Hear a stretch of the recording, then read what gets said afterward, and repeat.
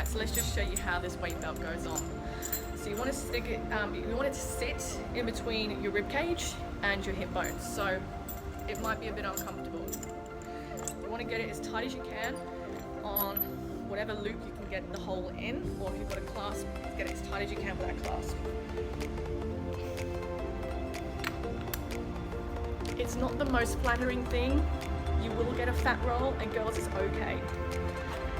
Okay, so once you've got the belt in the right position, the breathing technique that you would use is to draw in, and rather than holding in tight, you actually want to push out against the belt. So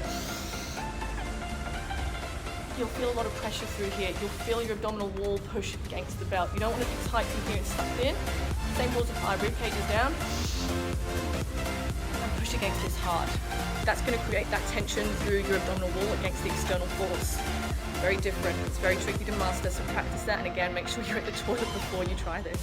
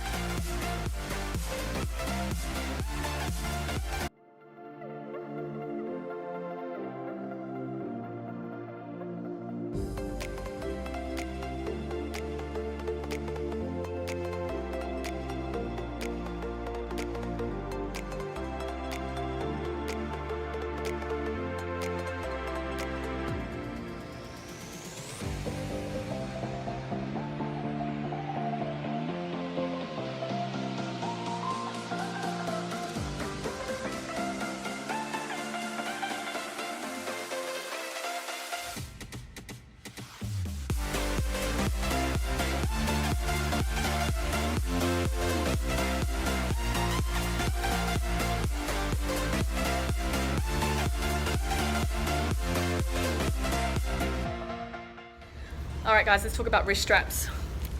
I really only use wrist straps for low bar squats, as I mentioned earlier.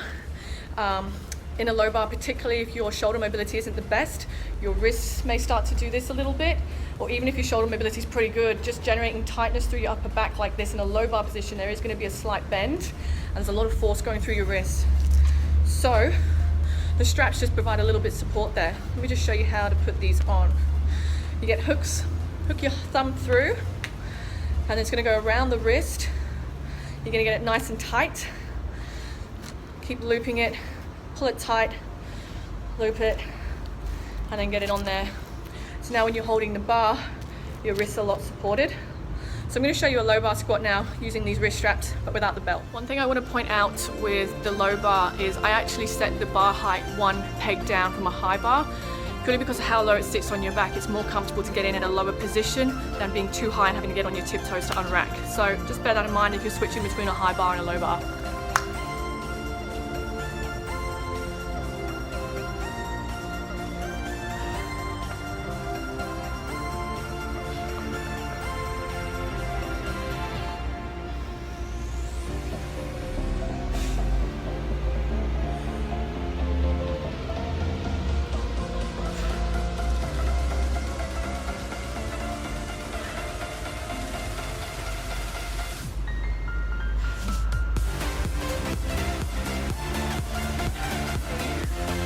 The bar does sit a little bit lower on the back, which means the wrists are going to bend back slightly. So just having those wrist supports there really just protect your wrists a little bit, especially if you're going for high numbers.